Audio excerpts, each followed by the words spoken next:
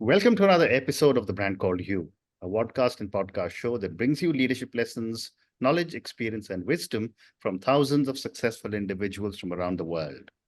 I'm your host, Ashutosh Garg, and today I'm delighted to welcome a quintessential entrepreneur, a tech entrepreneur from Pune, India, Mr. Anand Shah. Anand, welcome to. Thank you, Ashutosh. It's a pleasure to be here with you and your audience. Thank you. Anand is the founder of Chaturji.ai. He's also the founder of Ignite Solutions, and he has promoted several businesses. So Anand, before we talk about Chaturji.ai, tell me about your own journey in brief. Sure thing. So I've been a technologist all my life. I studied computer science. I went abroad to continue that in higher studies. And then I was in the US for many years, initially with a startup company that was pre-internet, doing a bunch of distributed systems, and it was a lot of fun. But eventually that startup did not make it. And I decided to try something different, which is get exposed to what it means to consult to a C-level suite of large companies. So I changed career, so to say, became a consultant, and got exposed to a lot of business strategy related things, but also just different sets of technologies than a startup. But eventually, wanted to try something on my own, wanted to experiment with having my own startup, and also for other reasons, wanted to return to India. So packed my bags and my family, and we came back about, at this point, 16, 17 years ago. Wow. And kicked the tires on a couple of ideas. Eventually had a startup, which was in an unusual field called interactive entertainment, through screens and on the TV interactivity and things of that nature. Right. Possibly early for our time, because this was in 2011, 2012, 2013 timeframe, and didn't quite go anywhere. Lost steam, lost a lot of money that we had invested. And there was an existential crisis. So the idea was, should we shut down and try another startup? Should I just go get a job? Or we had learned, how to build excellent products for our own startup. We had pivoted it a few times, and we said, this is not common knowledge. Can I package that and offer that as a service? Right. So that's the professional services arm of my company, that Ignite Solutions. We become tech teams for other startup companies, offer CTO as a service and design and development. And then have had some minor products that we have dabbled around with, but recently decided to get on the AI bandwagon and experiment and explore products in that space. So Chaturji is one of those, right? So that's fantastic. Kind of a summary of the journey. That's fantastic. So let's come to Chaturji.ai, and Chaturji basically is someone who's very clever. But let me ask you the first question. Tell me about, what does Chaturji do, and what has been your core vision for creating this? Sure. So let me take it a little bit back into the genesis of the idea, and then I'll describe the idea, of course. When ChatGPT 3 came out, we were all excited, as was everybody else. And then we said, okay, let's figure out how we can use this in our, the Ignite Solutions company. And of course, we tried a bunch of things. We found success in some areas. It wasn't all that, at least in the early days, it wasn't that great for generating code or anything like that. But we found it good for the HR space, in interviewing and in quality assurance and things of that nature. But there was another lesson we learned out there, right? One is it's really difficult to get teams to adopt this. And I feel that is still true. It's not, even despite AI being around. Yeah, that is still true. The other thing is, people's understanding of what it does for you is also quite confused. I feel that is also still true. But I was observing that within our company. And so the realization was, okay, if we want to make this institutionalized in the sense of it's part of our how we do work, right? We really need to retool our business process to utilize it. And if I need to retool the business process, then it needs to be available to the entire team in a consistent manner. So at that time, we started thinking about what prompts would help, let's say, our recruiting process, and what prompts would help our QA process and things of that nature. And we started storing those prompts in Google Drive and spreadsheets and documents, and it started becoming kind of an explosion and versioning issues. And the realization came that we haven't really solved this for, I mean, the existing tools are more like individual productivity tools. Right. If you take a ChatGPT or a Claude, it helps you become more productive potentially, but it doesn't really solve it on a team basis. Right. So we said, is there an angle out here where I can share my knowledge, I can share my prompts, I can collaborate with my team with AI as kind of the substrate, and then use it. And that's what we started doing for ourselves initially, to say, hey, can I have a place where I can access the best AIs, GPT-4 at that time, and Claude 2 at that time, and Google was just coming out with something. How do I bring access in a economical manner without spending $20 a head for each of my team members, and also give them access to the shared prompts, shared knowledge, collaboration, and also have those prompts available within the environment, right? So we built that tool, and we said, if it's useful for us, it's probably useful for a lot of companies or teams, and that's what the product does. So we kind of took that and packaged that. Chaturji is a play on the fact that it is a chat-based interface, but also Chatur and kind of respected. We wanted to give it respect, so the G was added. Right. Little tongue-in-cheek, but and we've come up with a kind of cute-ish mascot. If you look at the website, kind of a youngish, modern, Indianish, Einsteinish kind of play, and our design team did a bang-up job with that. But so what it does today is it gives you access to all the best AIs. Right now it's free, while we are still kind of in this beta phase, just trying to get people to use it and learn from their experiences. But even when it's not free, it's not going to be at $20 a head, right? It's going to be a much minuscule thing, because the economics of the tool depend on usage. Now at $20, you can get a phenomenal amount of usage. Most people don't do that. And then it also gives you this prompt studio, and it gives you shared private workspaces and things of that nature, right? So it's trying to say, how can teams leverage AI within the context of their workspace? But it's actually, we find individuals are using is almost as much as teams. Fascinating. What a great response. Thank you. My next question, Anand, is that in what ways does Chaturji enhance AI to human team collaboration? So like I gave a little bit of the answer. I feel at this point, different people have a different set of capability in asking the right question of the AI, right? And what you might have also noticed that the better your question, the significantly better is the response from the AI, right? Correct.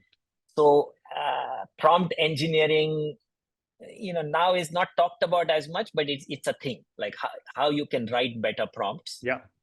And are there better prompts out there that you can just leverage? Right? So in a team, not everybody is going to have this skill. So that is hypothesis number one. Correct. In a team, possibly, or the team could invest in getting some people to develop specific prompts for their usage. And you need to disseminate this so that every person in the team has access to these prompts, right? So that is the hypothesis number two, that I might have shared playbooks, I might have shared prompts.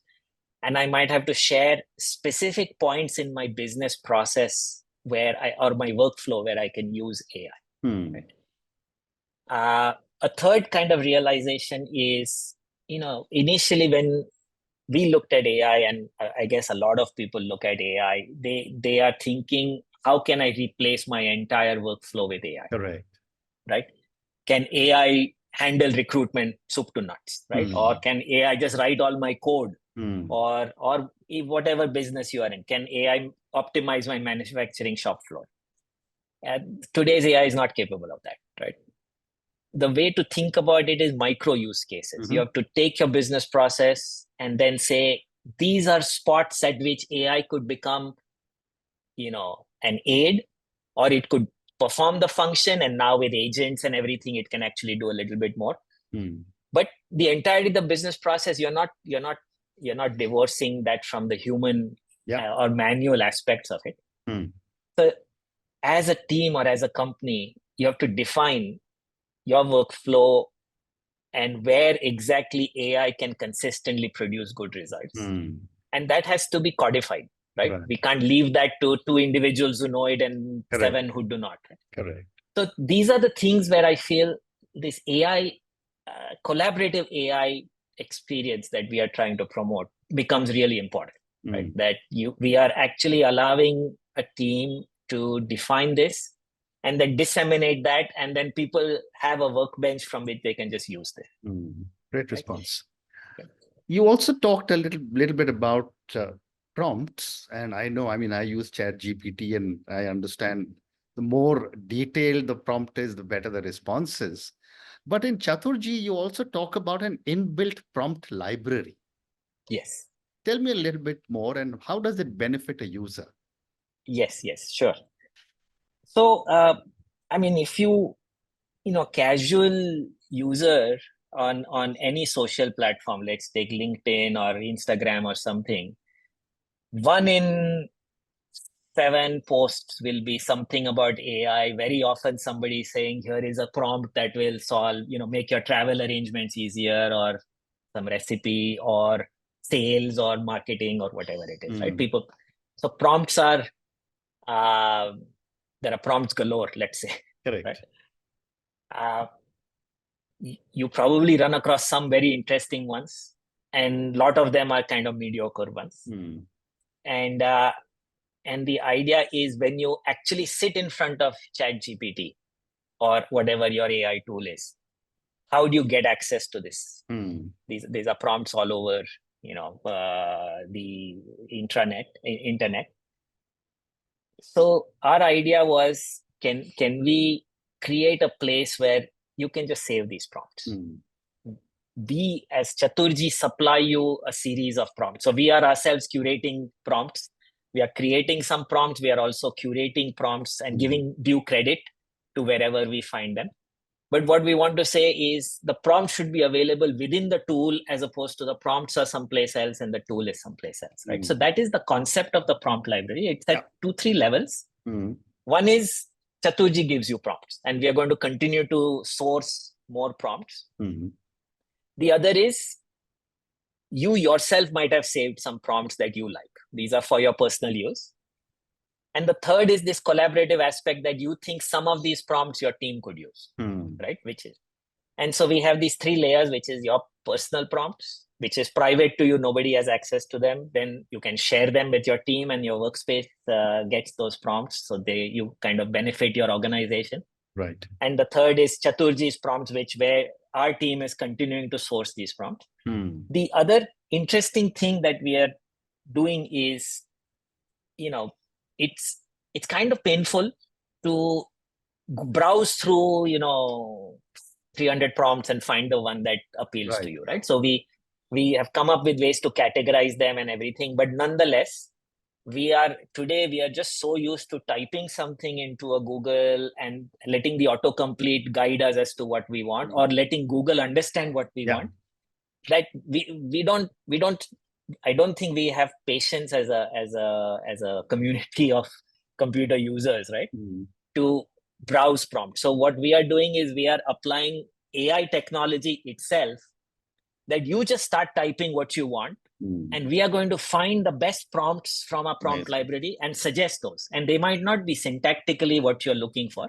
It's using AI to understand what you're trying to do and then suggest those. And so the prompt library becomes that much more useful. Yeah. That you might be saying, I want to plan a trip for, a family of 4 to, let's say, Disneyland. But there might be a different prompt that somebody has created, which is far more detailed. Like you said, the more detail you give, the better the answer. Correct. And you just pick that up. And I mean, we are going to suggest that if you like it, you pick it up. And now you suddenly have upped your prompt game without actually having learned or browsed or anything. Amazing. Amazing. I must download Chaturji.ai and test it Please, out. And I'm going to ask all our viewers and listeners to go and check out Chaturji.ai. So Anand, one more question relating to Chaturji, and then I have 2-3 questions relating to entrepreneurship. Sure. The whole question of ethical discussions on AI has often been a subject that I have addressed with many people. So I'm going to ask you, how do you address ethical considerations in AI when you are developing and deploying Chaturji? So from a tool perspective, there is clearly privacy and security are areas, right? We don't want to infringe on intellectual property. Correct. I mean, there are broader ethical considerations of usage of AI and impact to humanity, and but I'm just going to stick to a tool-based view of it. One of the risks of using AI is we don't know what it has generated and whether it is A, accurate, but B, is it infringing on somebody else's intellectual property? Right. Now, that's an area that we have to worry about, especially in a business context. Correct.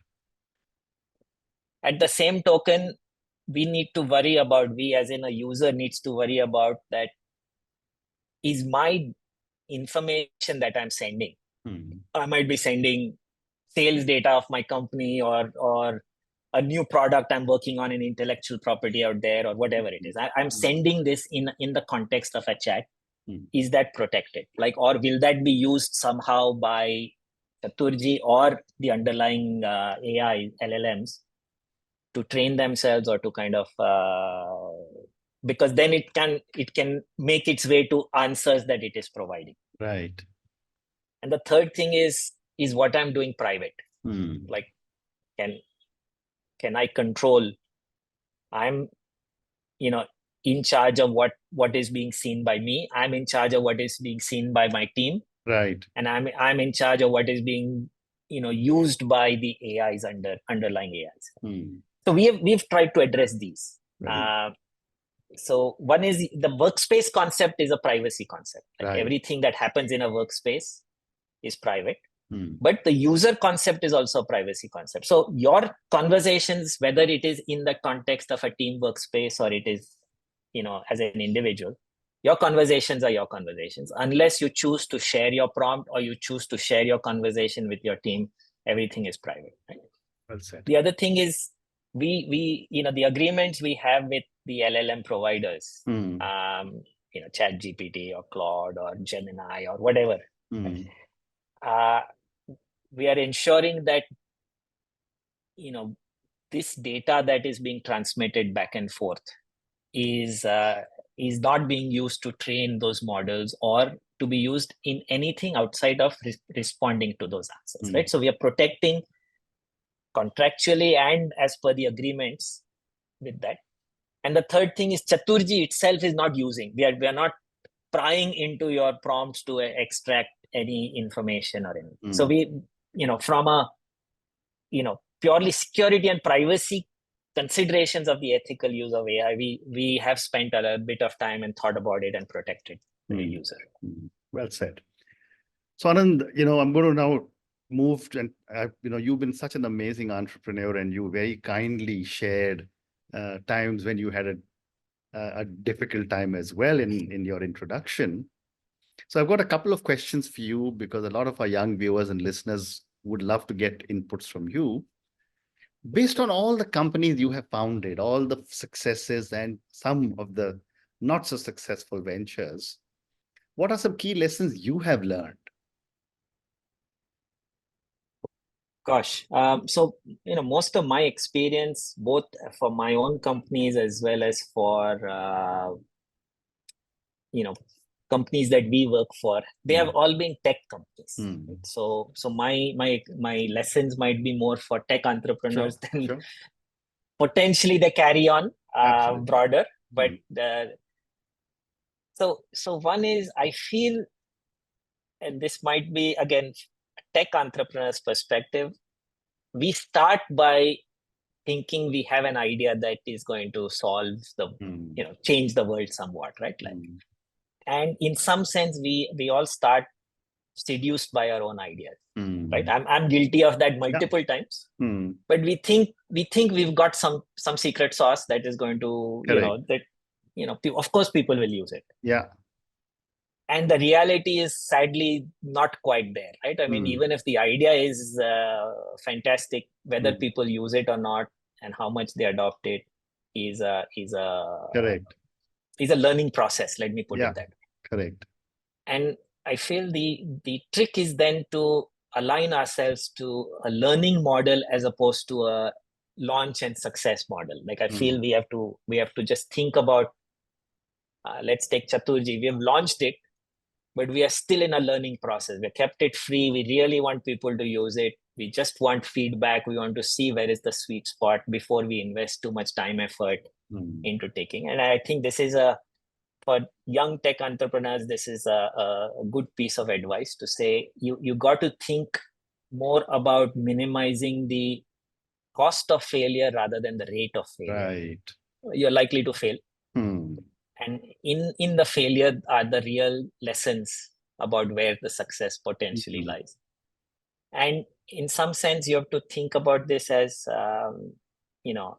how can I rapidly, I shouldn't say how can I rapidly fail, but how can I learn from the market? And if it's going to fail, learn that rapidly so I have time, energy, and money to change my mind and try something else, right? If we build something large and then it fails, we don't have too much to go back on. But if we try these various things, and a couple of philosophies, and there are books on this and all these. One of them is the lean startup, which I feel is a good, very good approach. The other thing, again, from tech entrepreneurs' perspective, is we think technology is the biggest part of the solution. I feel it is probably 1/3.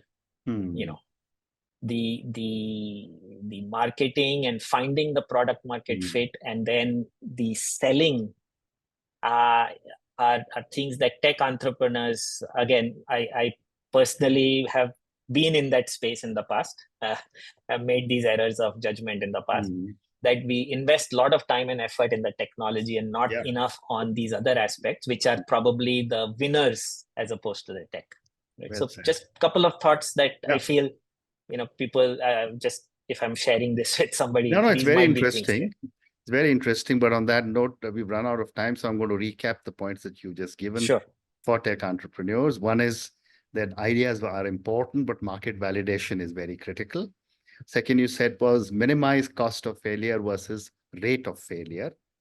Third, you said was learn quickly and pivot fast before you build something which is very big and therefore difficult to change. Fourth, you said was technology is only a part of the solution. The market, people, superb summarization is all the things that you need. But Anand, thank you so much for speaking to me about your own journey. Thank you for speaking to me about Chaturji, which seems to be such an amazing product that you have developed. I'm going to go and check it out myself. I'm sure the brand called You can use many, many inputs from all the stuff that you will have on Chaturji and you already have. But thank you again for speaking to me, and good luck to you. Ashutosh, thanks for having me, and a pleasure talking to you. Thank you. Thank you for listening to the Brand Called You videocast and podcast, a platform that brings you knowledge, experience, and wisdom of hundreds of successful individuals from around the world. Do visit our website www.tbcy.in to watch and listen to the stories of many more individuals. You can also follow us on YouTube, Facebook, Instagram, and Twitter. Just search for the Brand Called You.